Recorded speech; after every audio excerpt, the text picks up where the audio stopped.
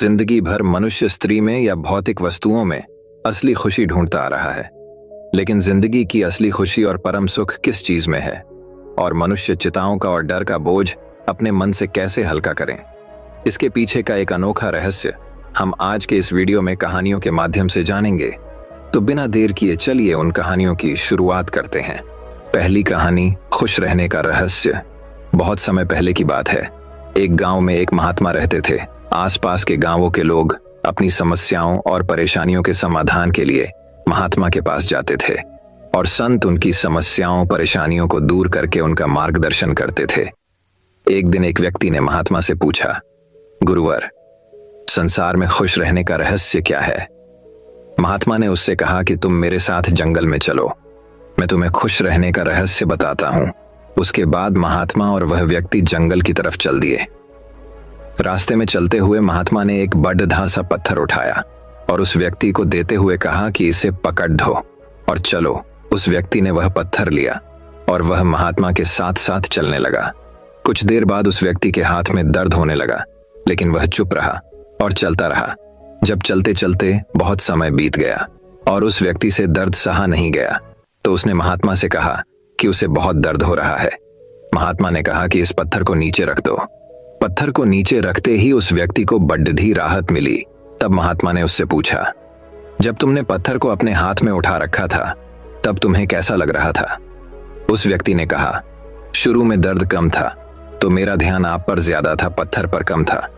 लेकिन जैसे जैसे दर्द बढ़ता गया मेरा ध्यान आप पर से कम होने लगा और पत्थर पर ज्यादा होने लगा, और एक समय मेरा पूरा ध्यान पत्थर पर आ गया और मैं इससे अलग कुछ नहीं सोच पा रहा था। तब महात्मा ने उससे दोबारा पूछा, जब तुमने पत्थर को नीचे रखा तब तुम्हें कैसा महसूस हुआ? इस पर उस व्यक्ति ने कहा, पत्थर नीचे रखते ही मुझे बहुत राहत महसूस हुई और खुशी भी महसूस हुई। तब महात्मा ने कहा कि यही है खुश रहने का रहस्य। इस पर वह व्यक्ति बोला, गुरुवर, मैं कुछ समझा नहीं। तब महात्मा ने उसे समझाते हुए कहा, जिस तरह इस पत्थर को थोड़ी देर हाथ में उठाने पर थोड़ा सा दर्द होता है, थोड़ी और ज्यादा देर उठाने पर थोड़ा और ज्यादा दर्द होता है, और अगर हम इसे बहुत देर तक उठाए रखेंगे तो दर्द भी बढ़ता जाएगा। उसी तरह हम दुखों के बोझ को जितने ज्यादा समय तक उठाए रखेंगे हम उतने ही दुखी और निराश रहेंगे। यह हम पर निर्भर करता है कि हम दुखों के बोझ को थोड़ी सी देर उठाए रखते हैं या उसे जिंदगी भर उठाए रहते हैं। इसलिए अगर तुम खुश रहना चाहते हो तो अपने दुख रूपी पत्थर को जल्दी से जल्दी नीचे रखना सीख लो, और अगर संभव हो तो उसे उठाओ ही नहीं। तो दोस्तों, इस कहानी से हमें ये शिक्षा मिलती है कि यदि हमने अपने दुख रूपी पत्थर को उठा रखा है तो शुरू में हमारा ध्यान अपने लक्ष्यों पे ज्यादा तथा दुखों पर कम होगा, लेकिन अगर हमने अपने दुख रूपी पत्थर को लंबे समय से उठा रखा है तो हमारा ध्यान अपने लक्ष्यों से हटकर हमारे दुखों पर आ जाएगा, और तब हम अपने दुखों के अलावा कुछ नहीं सोच पाएंगे और अपने दुखों में ही डूबकर परेशान होते रहेंगे और कभी भी खुश नहीं रह पाएंगे। इसलिए अगर आपने भी कोई दुख रूपी पत्थर उठा रखा है तो उसे जल्दी से जल्दी नीचे रखिए। मतलब अपने दुखों को, टेंशन को अपने दिलो दिमाग से निकल फेंकिए और खुश रहिए। तो दर्शकों, चलिए अब हमारे दूसरे कहानी की शुरुआत करते हैं। दूसरी कहानी, सच्ची खुशी। दोस्तों, चाहे आप 100 सालों तक की लंबी जिंदगी जी लो, लेकिन आपको जो सबसे ज्यादा समय याद रहेगा या आपने जिस दौर में खुलकर जिंदगी जी होगी वह दौर होगा बचपन का।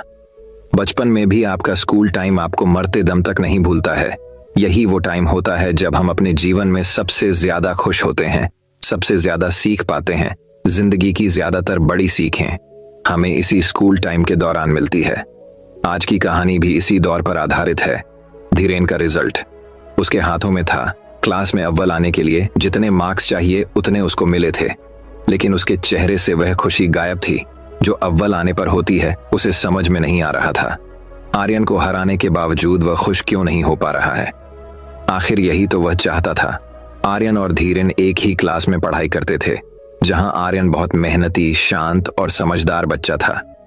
वही धीरेन को पढ़ाई में बिल्कुल मन नहीं लगता था। उसे हर वक्त कोई ना कोई शरारत सूझती थी। वह हमेशा कुछ ना कुछ करके आर्यन को परेशान करता रहता था।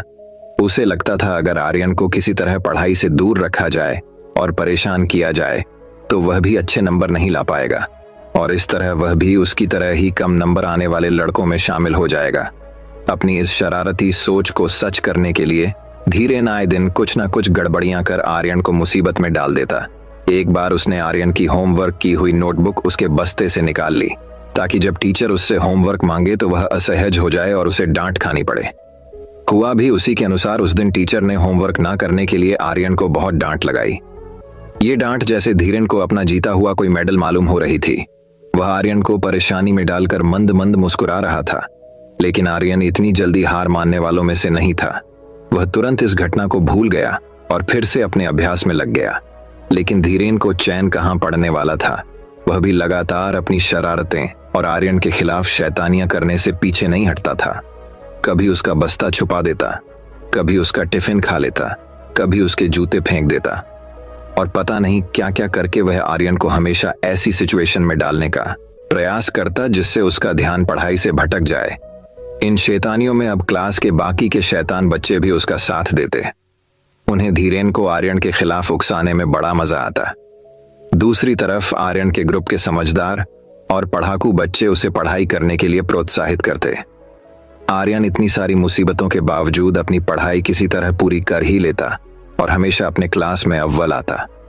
धीरेन के मन में पढ़ाई ना कर पाने के कारण और आर्यन के हमेशा अच्छे नंबर आने के कारण हीन भावना बढ़ने लगी थी। वह कुछ भी करके आर्यन को हराना चाहता था, पीछे छोड़ना चाहता था। जल्द ही परीक्षा का समय आ गया। धीरेन के बदमाश दोस्तों में से एक ने उसे परीक्षा में पूछा जाने वाला पेपर ला कर दिया। धीरेन की आंखों में चमक आ गई।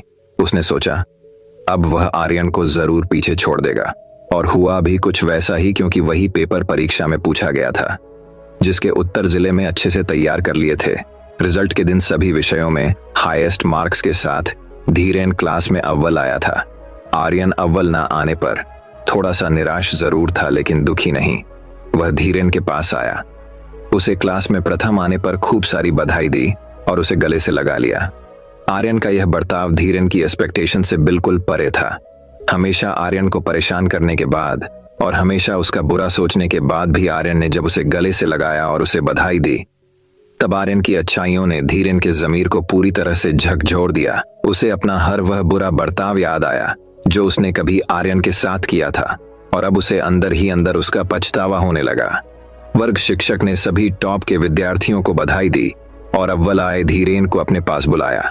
जब शिक्षक उसकी तारीफ करने लगे तो धीरेन बीच में ही उन्हें रोककर बोल पड़ा, सर, दरअसल मैं अव्वल नहीं आया। अव्वल आया है आर्यन, क्योंकि मैंने चीटिंग की है। पश्चाताप की आग में जल रहे धीरे ने यह जानते हुए भी कि उसके कबूल करने पर उसे स्कूल से भी निकाला जा सकता है, फिर भी उसने सच्चाई कबूल कर ली। वो अपने किए पर रोने लगा।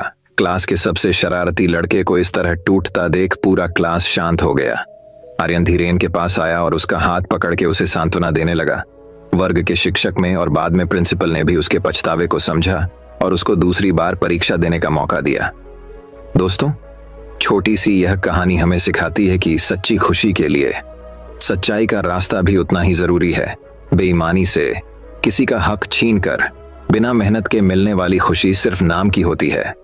जब हम मेहनत करके ईमानदारी से जीत हासिल करते हैं और उससे जो खुशी मिलती है वही सच्ची खुशी होती है। तो दर्शकों, चलिए अब हमारे तीसरी कहानी की शुरुआत करते हैं। तीसरी कहानी, खुशी की तलाश। राजा गिफार्ड एक शांतिपूर्ण और शक्तिशाली राज्य पर शासन करते थे। उनकी प्रजा उन्हें पूजती थी और पूरी तरह उन पर विश्वास करती थी। साम्राज्य बहुत सुखी था। राजा का एक युवा पुत्र राजकुमार जोनाश था। बुद्धिमान, प्रतिभाशाली और खूबसूरत युवक जोनाश कुछ दिनों से गहरी अप्रसन्नता की स्थिति में था। अनेक प्रयासों के बाद भी राजा समझ नहीं पा रहा था कि उसका पुत्र हर समय इतना दुखी क्यों रहता है। राजकुमार अक्सर अपने कमरे की खिड़की के पास बैठकर शून्य दृष्टि से खिड़की से बाहर देखता रहता। उसे अपने आसपास घट रही घटनाओं में कोई दिलचस्पी नहीं थी। भव्य समारोहों और शाही उत्सवों में भी वह अप्रभावित सा रहता। राजा गिफार्ड बहुत दिनों तक यह सहन नहीं कर पाए और उन्होंने अपने पुत्र से यह पूछने का निर्णय किया कि कौन सी बात उसे परेशान कर रही है। जोनाश, कौन सी बात तुम्हें इतना खाए जा रही है? तुम्हारे पास किस चीज की कमी है? कौन सी चीज तुम्हें इतना परेशान कर रही है? कुछ समय से तुम खुश नहीं हो, मुझे बताओ, मैं तुम्हारी मदद करने की कोशिश करूंगा। युवा राजकुमार ने बस कंधे उचका दिए। क्या किसी हसीना ने तुम्हें सम्मोहित कर लिया है? महल में भटकने की बजाय उसके लिए अपना प्रेम प्रदर्शित करने के इससे बेहतर तरीके हैं। नहीं पिताजी, यह लड़की की बात नहीं है। सच में मैं नहीं जानता कि मैं इतना दुखी क्यों हूं। मैं किसी चीज में खुशी महसूस नहीं करता। मैं खुश रहना चाहता हूं, लेकिन नहीं जानता कि ऐसा कैसे करूं। राजा को यह बात समझ नहीं आई, परंतु उसे यकीन था कि यदि राजकुमार ऐसे ही दुखी रहा तो वह जीवित नहीं रह पाएगा। राजा ने महसूस किया कि अब राजकुमार जोनाश को चिकित्सा की जरूरत है। उसने अपने बेहतरीन चिकित्सकों, ज्योतिषियों और विद्वानों के लिए एक फरमान जारी किया कि वे बैठकर यह तय करें कि इस स्थिति में क्या किया जाना चाहिए। लगातार 3 दिनों के विचार विमर्श के बाद ज्योतिषियों ने आखिरकार एक हल निकाला। मुख्य ज्योतिषी जांकलो ने कहा, महाराज, हमने इस मुद्दे पर काफी विचार किया है। अपने राजकुमार को सहायता करने के लिए हमें एक ऐसा व्यक्ति खोजना होगा जो पूरी तरह सुखी हो, जो जीवन से पूरी तरह संतुष्ट हो। राजा थोड़ा चौंके। मुझे एक संतुष्ट और सुखी व्यक्ति ढूंढना होगा। हाँ महाराज, और जब आप उस सुखी व्यक्ति को ढूंढ लें, आपको उसकी कमीज अपने बेटे के लिए खरीदनी होगी। इसके बाद सब ठीक हो जाएगा। राजा ने इस पर विचार किया और अंततः इसके लिए तैयार हो गया। उसने पूरे राज्य में इश्तिहार लगवा दिए कि जो भी एक पूर्णतः सुखी व्यक्ति के बारे में बताएगा उसे बड़ा इनाम मिलेगा। उसने घोषणा की और अपने संदेशवाहकों को दूर दूर तक ऐसे व्यक्ति की तलाश में भेजा जिसकी कमीज उसके पुत्र को फिर से जीवंत बना सके। जल्दी ही लोगों ने राजा से मिलने के लिए भीड़ लगाना शुरू कर दिया। राजा के सामने पेश किया जाने वाला पहला व्यक्ति एक पुजारी था। क्या आप सुखी हैं? पुजारी के लिए राजा का प्रश्न सरल और प्रासंगिक था। हाँ महाराज, मैं बहुत सुखी हूं। ठीक है, तो आप क्या शाही पुजारी बनना चाहेंगे? राजा ने पूछा। यह सुनकर पुजारी का चेहरा चमक उठा। बिल्कुल महाराज, आपकी सेवा करने से अधिक प्रसन्नता की बात कुछ नहीं हो सकती। राजा को क्रोध आ गया। वह गुस्से से चिल्लाया, इससे पहले कि मैं तुम्हें जेल में डलवा दूं, निकल जाओ मेरे महल से। तुम झूठे हो। तुम पूरी तरह संतुष्ट या सुखी नहीं हो। तुम में और अधिक पाने की इच्छा शेष है। मेरे किले से निकल जाओ। तलाश जारी रही, किंतु ऐसा कोई नहीं मिला। 2 सप्ताह बाद एक पड़ोसी राजा के बारे में सूचना मिली, जिसे असाधारण रूप से सुखी व्यक्ति माना जाता था। उसकी एक खूबसूरत रानी और कई राजकुमार थे। उसका कोई शत्रु नहीं था और उसका राज्य शांतिपूर्ण और शक्तिशाली था। राजा ने यह सोचकर कि शायद अब उसको प्रार्थनाओं का फल मिले, अपना दूत उसके पास भेजा। उस राजा ने दूत को बताया, यह सच है कि मेरे पास वह सब कुछ है जो मैं इच्छा कर सकता हूँ। मेरी एकमात्र चिंता यह है कि मैं जल्दी ही मृत्यु को प्राप्त हो जाऊंगा और यह सब खो दूंगा। यह बात मुझे इतनी चिंतित करती है कि यह मुझे रातों को जगाए रखती है। यह सुनते ही दूत को लग गया कि इस राजा की कमीज ले जाने का कोई लाभ नहीं है। दूत से उस राजा का सच जान राजा गिफार्ड बहुत निराश और परेशान हुआ। उसकी समझ में नहीं आ रहा था कि अब वह क्या करे। उसका पुत्र दुख की प्रतिमूर्ति था और राजा उसके लिए कुछ नहीं कर सकता था जब तक कि उसे वह कमीज नहीं मिलती। अपना दिमाग शांत करने के लिए राजा ने शिकार पर जाने का फैसला किया। मैदान में उसने कुछ मीटर दूर एक खरगोश पर तीर चलाया। तीर चौंके हुए खरगोश को केवल स्पर्श करके निकल गया और वह जंगल में भाग गया। खरगोश का पीछा करते करते राजा अपने दल से अलग भटक गया। कुछ मिनटों बाद उसने खरगोश का पीछा करने का इरादा छोड़ दिया और अन्य लोगों के पास लौटने का फैसला किया, लेकिन रास्ते में किसी चीज ने उसे रोक लिया। उसकी बाईं ओर से एक अजीब सी आवाज आ रही थी। जब वह आवाज के पास पहुंचा तो राजा को पता चला कि कोई सीटी बजा रहा था। उसके सामने सरकंडों के बीच एक खूबसूरत युवक लेटा हुआ था। वह युवक पीठ के बल लेटा हुआ आसमान में तैरते बादलों को निहार रहा था। हे युवक, सुनो, क्या तुम देश के राजा के व्यक्तिगत सलाहकार के पद पर नियुक्त होना चाहोगे? राजा ने पूछा। मैं सलाहकार? युवक आराम की मुद्रा में बैठकर अपनी ठुड्डी खुजाने लगा। वह तो बहुत परेशानी वाला पद है। मेरी उसमें कोई दिलचस्पी नहीं है। मैं जैसा हूं अच्छा हूं। राजा का चेहरा खुशी से चमकने लगा। उसने स्वीकारा, तुम ही वह सुखी व्यक्ति हो। ईश्वर का शुक्र है कि आखिरकार एक पूरी तरह खुश व्यक्ति मिला। जल्दी से खड़े हो जाओ। युवक, राजा उस युवक को अपने सेवकों के पास ले गया। मेरा पुत्र अब बच जाएगा। अब भी मेरे बेटे के लिए उम्मीद बची है। वह युवक की ओर मुड़ा और गर्मजोशी से कहा, तुम मुझसे कुछ भी मांग सकते हो युवक, परंतु मुझे भी तुमसे कुछ चाहिए। युवक ने विचित्र निगाहों से राजा की ओर देखा। आपको मुझसे जो भी चाहिए आप ले लीजिए। महाराज, मेरा पुत्र जोनाश मर रहा है और सिर्फ तुम ही उसे बचा सकते हो। यदि मैं तुम्हारी कमीज उसे पहना दूं तो वह बच जाएगा। तुम थोड़ा मेरे समीप आओ। राजा ने मुस्कुराते हुए युवक के कंधे थपथपाए और उसकी कमीज के बटन खोलने के लिए हाथ आगे बढ़ाए। फिर अचानक रुक गया। उसके हाथ नीचे आ गए। सूखी व्यक्ति ने कमीज ही नहीं पहनी हुई थी। राजा को एहसास हो गया कि असली खुशी किसी और से खरीदी नहीं जा सकती। अपने सामने खड़े युवक को, जिसका जीवन उसके पुत्र के जीवन से बहुत अलग था, देखते हुए राजा ने महसूस किया कि असली संतोष और खुशी अंदर से आती है और उसका इससे कोई लेना देना नहीं है कि हमारे पास कितना धन है। तो दर्शकों, चलिए अब हमारे चौथी कहानी की शुरुआत करते हैं। चौथी कहानी गौतम बुद्ध की प्रेरक कहानी, पुष्प के बदले शरण। एक बार की बात है जब गौतम बुद्ध जी मगध राज्य के एक गांव में ठहरे हुए थे। गांव से थोड़ा बाहर एक मोची अपने परिवार के साथ रहता था। उस मोची के घर के पास एक तालाब था। एक दिन रोज की तरह सुबह मोची तालाब किनारे पानी लेने गया। वहां उसने तालाब में एक बहुत ही अद्भुत पुष्प देखा। वह पुष्प देखने में बहुत ही सुंदर था और चमत्कारिक भी प्रतीत हो रहा था। मोची ने तुरंत ही अपनी पत्नी को बुलाया और वह पुष्प उसे दिखाया।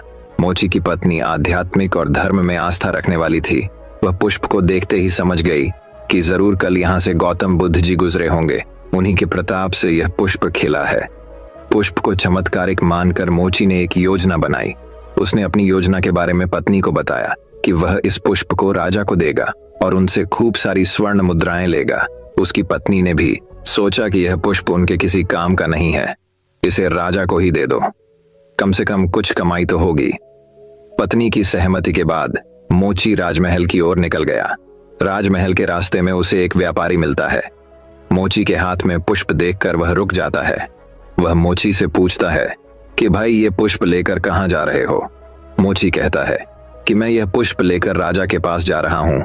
इसे राजा को भेंट करके मैं राजा से मुंह मांगा इनाम लूंगा। व्यापारी ने मोची को प्रस्ताव दिया कि तुम ये पुष्प मुझे दे दो, बदले में मैं तुम्हें 100 स्वर्ण मुद्राएं दूंगा। मोची सोच में पड़ीडीएच गया। उसने सोचा कि जब व्यापारी इस पुष्प के लिए 100 स्वर्ण मुद्राएं दे रहा है तो राजा तो और ज्यादा देगा। यही सोचते हुए उसने व्यापारी को पुष्प देने से मना कर दिया। थोड़ा आगे चला ही था कि उसे रास्ते में राजा आते हुए नजर आए, जो गौतम बुद्ध के दर्शन के लिए जा रहे थे। राजा भी मोची के हाथ में वो दिव्य पुष्प देखकर अचंभित हो गए। राजा ने मोची को पुष्प के बदले 1000 स्वर्ण मुद्राएं देने के लिए कहा। यह सुनते ही मोची के मन में एक अजीब सी चेतना आई और वह राजा को पुष्प न देकर दौड़ता हुआ सीधे महात्मा बुद्ध के पास जा पहुंचा। महात्मा बुद्ध जी मोची को देखकर हैरत में पड़ीडीएच गए। उन्होंने मोची से पूछा तो मोची ने उन्हें सारी बात बताई। इसके बाद मोची ने वह पुष्प महात्मा गौतम बुद्ध के चरणों में अर्पित किया और उनसे कहा कि पहले तो मेरे मन में पुष्प को देखकर लालच आ गया था, लेकिन अब मैं समझ गया हूं कि जिसकी छाया पड़े डांचने से ही एक पुष्प इतना दिव्य हो गया हो, अगर उसकी शरण में मैं चला जाऊं तो मेरा जीवन भी धन्य हो जाएगा। इसके बाद वह आजीवन महात्मा गौतम बुद्ध का शिष्य बनकर रहा। कहानी से सीख। इस कहानी ने हमें सिखाया कि हमारी जिंदगी में हमें बहुत सी चीजें अपनी तरफ आकर्षित करती हैं, लेकिन हमें उनके लालच में न फंसकर अपने ज्ञान का प्रयोग करके जीवन में सही राह को चुनना चाहिए। तो दर्शकों, चलिए अब हमारे 5वीं कहानी की शुरुआत करते हैं। 5वीं कहानी सबसे खुश पक्षी। एक कौवा एक वन में रहा करता था। उसे कोई कष्ट नहीं था और वह अपने जीवन से पूरी तरह संतुष्ट था। एक दिन उड़ते हुए वह एक सरोवर के किनारे पहुंचा। वहां उसने एक उजले सफेद हंस को तैरते हुए देखा। उसे देखकर वह सोचने लगा, ये हंस कितना सौभाग्यशाली है जो इतना सफेद और सुंदर है। इधर मुझे देखो, मैं कितना काला और बदसूरत हूं। ये हंस अवश्य इस दुनिया का सबसे खुश पक्षी होगा। वह हंस के पास गया और अपने मन की बात उसे बता दी। सुनकर हंस बोला, नहीं मित्र, वास्तव में ऐसा नहीं है। पहले मैं भी सोचा करता था कि मैं इस दुनिया का सबसे सुंदर पक्षी हूं, इसलिए बहुत सुखी और खुश था। लेकिन एक दिन मैंने तोते को देखा जिसके पास 2 रंगों की अनोखी छटा है। उसके बाद से मुझे यकीन है कि वही दुनिया का सबसे सुंदर और खुश पक्षी है। हंस की बात सुनने के बाद कौवा तोते के पास गया और उससे पूछा कि क्या वह दुनिया का सबसे खुश पक्षी है। तोते ने उत्तर दिया, मैं बहुत ही खुशगवार जीवन व्यतीत कर रहा था जब तक मैंने मोर को नहीं देखा था, किंतु अब मुझे लगता है कि मोर से सुंदर तो कोई हो ही नहीं सकता, इसलिए वही दुनिया का सबसे सुखी और खुश पक्षी है। इसके बाद कौवा मोर की खोज में निकला। उड़ते वह एक चिड़िया घर पहुंचा। वहां उसने देखा कि मोर एक पिंजरे में बंद है और उसे देखने के लिए बहुत सारे लोग जमा हैं। सभी मोर की बहुत सराहना कर रहे थे। सबके जाने के बाद कौवा मोर के पास गया और उससे बोला, तुम कितने सौभाग्यशाली हो जो तुम्हारी सुंदरता के कारण हर रोज हजारों लोग तुम्हें देखने आते हैं। मुझे तो लोग अपने आसपास भी फटकने नहीं देते और देखते ही भगा देते हैं। तुम इस दुनिया के सबसे खुश पक्षी हो ना। कौवे की बात सुनकर मोर उदास हो गया। वह बोला, मित्र, मुझे भी अपनी सुंदरता पर बड़ा गुमान था। मैं सोचा करता था कि मैं इस दुनिया का क्या बल्कि इस पूरे ब्रह्मांड का सबसे सुंदर पक्षी हूँ, इसलिए खुश भी बहुत था। लेकिन मेरी यही सुंदरता मेरी शत्रु बन गई है और मैं इस चिड़िया घर में बंद हूँ। यहाँ आने के बाद, इस पूरे चिड़िया घर का अच्छी तरह मुआयना करने के बाद मैं इस नतीजे पर पहुंचा हूं कि कौवा ही एक ऐसा पक्षी है जो यहाँ कैद नहीं है। इसलिए पिछले कुछ दिनों से मैं सोचने लगा हूं कि काश मैं कौवा होता तो कम से कम आजादी से बाहर घूम सकता और तब मैं इस दुनिया का सबसे सुखी और खुश पक्षी होता। सीख, हम हमेशा दूसरों को देखकर व्यर्थ ही स्वयं की तुलना उनसे करने लगते हैं और दुखी हो जाते हैं। भगवान ने सबको अलग बनाया है और अलग गुण दिए हैं। हम उसका महत्व नहीं समझते और दुख के चक्र में फंस जाते हैं। इसलिए दूसरों के पास जो है उसे देखकर जलने की बजाय हमें हमारे पास जो है उसके साथ खुश रहना सीखना चाहिए। खुशी बाहर ढूंढने से नहीं मिलती, वह तो हमारे अंदर ही छिपी हुई होती है। तो दर्शकों, चलिए अब हमारे छठी कहानी की शुरुआत करते हैं। छठी कहानी। एक शहर में एक धनवान व्यक्ति रहता था। वह बहुत बड़ा व्यवसायी था और उसके पास किसी भी वस्तु की कमी नहीं थी, लेकिन फिर भी वह हमेशा चिंतित और बेचैन रहता था। एक दिन वह एक गांव में आरशी से मिलने उनके आश्रम गया। उस व्यक्ति ने अपनी समस्या आरशी को बताई कि उसके पास किसी भी वस्तु की कोई कमी नहीं है, लेकिन फिर भी वह हमेशा चिंतित रहता है। आरशी ने उसकी समस्या सुनकर कहा, तुम कल आना, मैं तुम्हें खुश और चिंता मुक्त रहने का तरीका बताऊंगा। वह व्यक्ति दूसरे दिन उसी समय आरशी के आश्रम पहुंच गया। उसने देखा कि आरशी अपने आश्रम के बाहर कुछ ढूंढ रहे थे। उस व्यक्ति ने कहा, गुरुवर, आप क्या ढूंढ रहे हैं? क्या मैं आपकी मदद कर सकता हूं? आरशी ने कहा, मैं अपनी अंगूठी ढूंढ रहा हूं जो खो गई है। ये सुनकर वह व्यक्ति भी आरशी के साथ उनकी अंगूठी ढूंढने में लग गया। काफी देर तक खोजने के बाद भी अंगूठी नहीं मिली तो उस व्यक्ति ने आरशी से पूछा, आपकी अंगूठी कहां पर गिरी थी? आरशी ने कहा, मेरी अंगूठी आश्रम की कुटिया में गिरी थी, लेकिन वहां काफी अंधेरा है, इसीलिए मैं अंगूठी यह पर आश्रम के बाहर ढूंढ रहा हूं। व्यक्ति ने आश्चर्य से पूछा, जब आपकी अंगूठी कुटिया में गिरी थी तो आप यहाँ बाहर क्यों ढूंढ रहे हैं? गुरु ने कहा, यही तुम्हारी समस्या का हल है। खुशी तुम्हारे अंदर है, लेकिन तुम उसे पैसे और बाहरी वस्तुओं में ढूंढ रहे हो। पूरा का पूरा समुद्र तुम्हारे अंदर है, लेकिन फिर भी तुम चम्मच लेकर बाहर पानी ढूंढ रहे हो। पैसा या संपत्ति का जीवन में महत्व है, लेकिन केवल पैसे से खुशियां नहीं खरीदी जा सकती। तो दर्शकों, चलिए अब हमारे 7वीं कहानी की शुरुआत करते हैं। 7वीं कहानी, खुश रहने का सबसे 10 आसान तरीका। पहला तरीका, ध्यान रखें कि खुश रहना आपकी बुनियादी जिम्मेदारी है। किसी इंसान की पहली और सबसे महत्वपूर्ण जिम्मेदारी एक खुशमिजाज प्राणी होने की है। खुश रहना जीवन का चरम पहलू नहीं है, ये जीवन का बुनियादी पहलू है।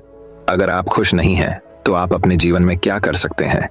एक बार आप खुश हों तभी दूसरी महान संभावनाएं खुलती हैं। चाहे आप जो भी करें, आप अपने अंदरूनी गुणों को ही विस्तार देते हैं और जगाते हैं, चाहे आप इस बात को पसंद करें या नहीं।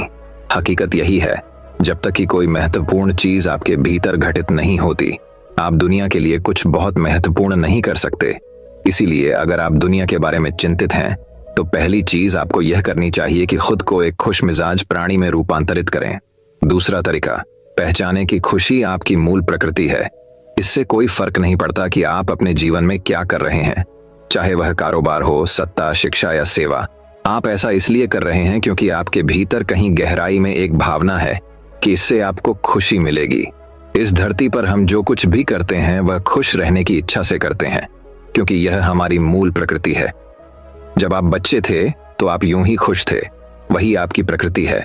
खुशी का स्रोत आपके भीतर है, आप उसे हमेशा के लिए एक जीवंत अनुभव बना सकते हैं।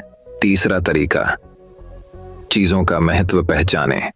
आज सुबह क्या आपने देखा कि सूर्य बहुत अद्भुत तरीके से उगा, फूल खिले, कोई सितारा नीचे नहीं गिरा।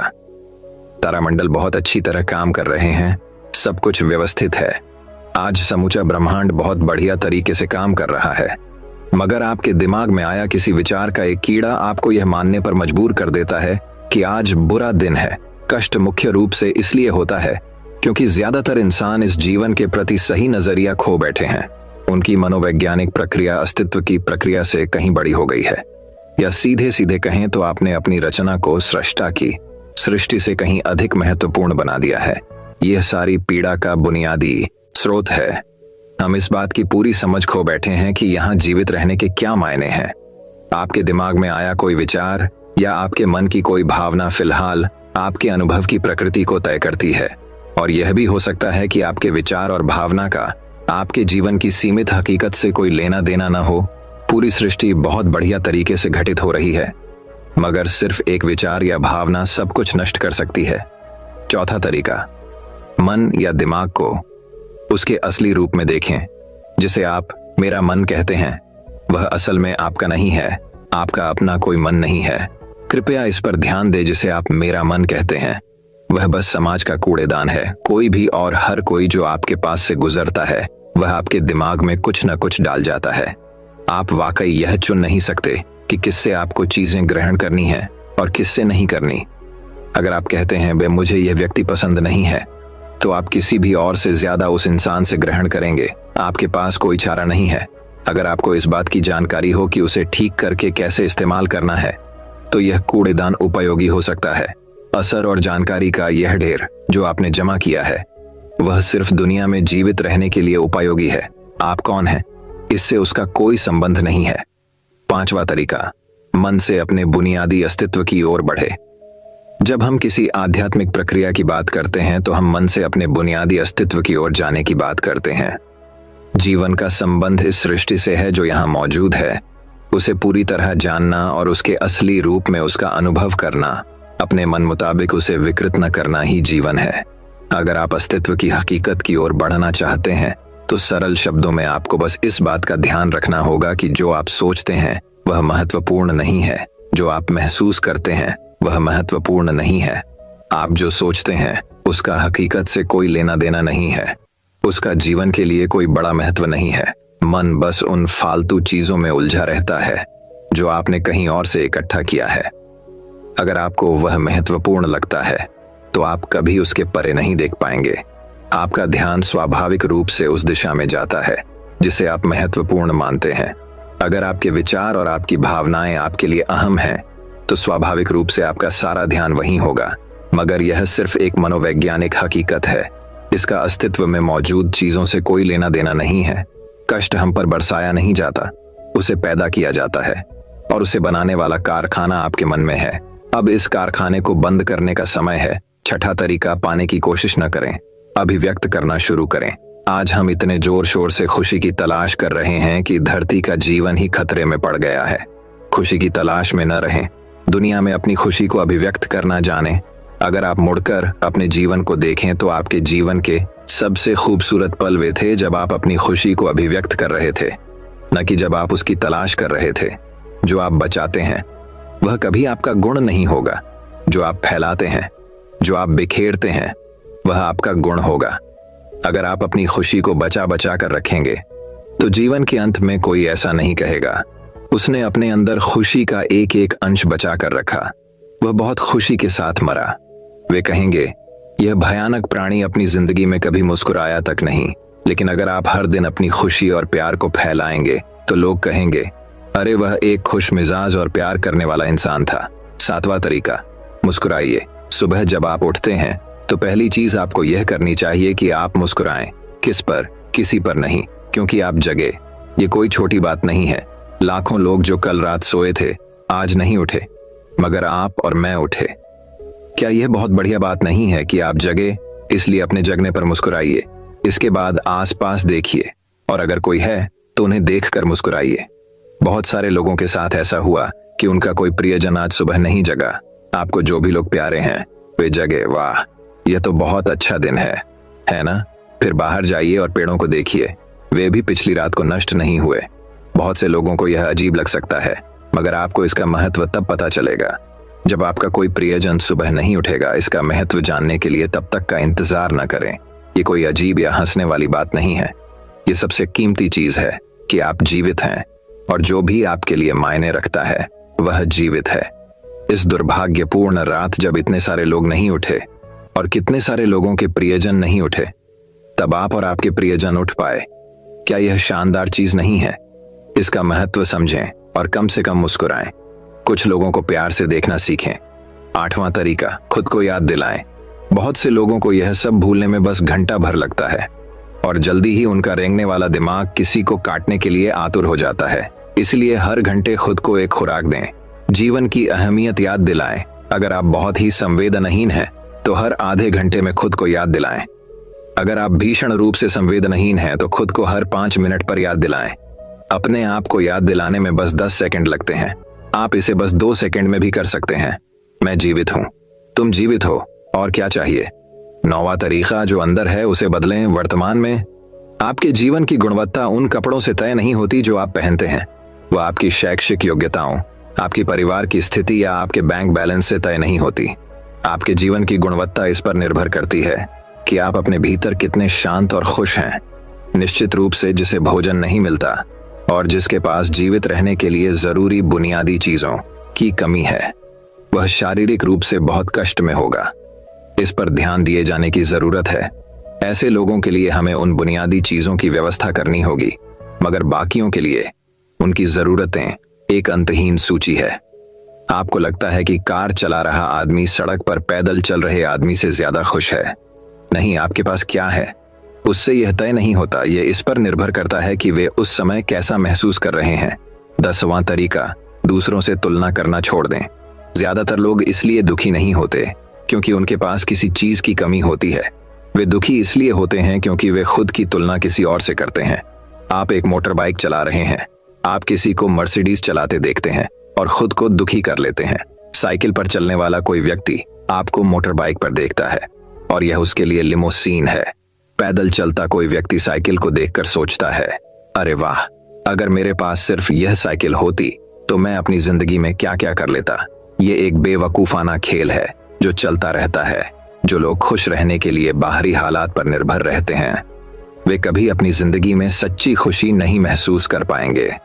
निश्चित रूप से अब समय है कि हम अपने अंदर झांकें और देखें कि हम किस तरह खुशहाली में रह सकते हैं। जीवन के अपने अनुभव से आप साफ साफ देख सकते हैं कि सच्ची खुशी आपको तभी मिलती है जब आपके अंतर्मन में बदलाव आता है। जब आप खुश होने के लिए बाहरी स्थितियों पर निर्भर होते हैं तो आपको समझना चाहिए कि बाहरी हालात कभी भी 100% आपके अनुकूल नहीं होते। जब यह हकीकत है तो कम से कम इस एक इंसान यानी कि आप को उस तरह रहना चाहिए जैसे आप रहना चाहते हैं।